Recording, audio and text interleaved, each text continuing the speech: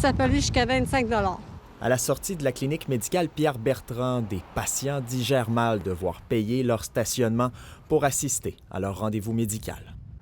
J'aime pas ça payer du stationnement inutile, là. Mais c'est surtout le prix.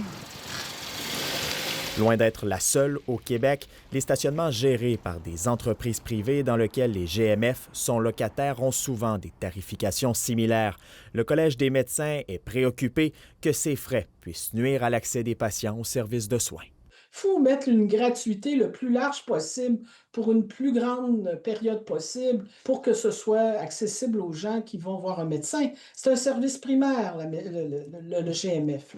Depuis 2020, dans les stationnements des hôpitaux et CHSLD, les 2 premières heures sont gratuites. Le gouvernement a aussi imposé un prix maximum pour la journée. Les GMF dans les édifices privés en sont exemptés.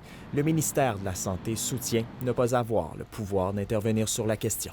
Et je ne comprends pas que dans un GMF qui a un accord avec l'établissement, qui a un accord avec le gouvernement, qu'on ne s'occupe pas mieux de ça.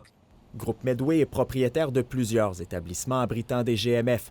Par écrit, l'organisation soutient que les stationnements représentent des coûts importants d'aménagement, d'entretien, de déneigement, de sécurité et de gestion. Contrairement à certaines installations publiques, ces infrastructures ne bénéficient d'aucun financement gouvernemental pour leur exploitation. C'est pas n'importe qui là, qui loue là. C'est un GMF, c'est une clinique. Il y a des gens qui y vont depuis plusieurs années et qui sont vulnérables. Donc, on comprend que le profit est toujours important, mais là, soyez de bons propriétaires corporatifs. Autre impact collatéraux. Des commerces près de ces cliniques ont remarqué un plus grand nombre de voitures garées dans leur stationnement.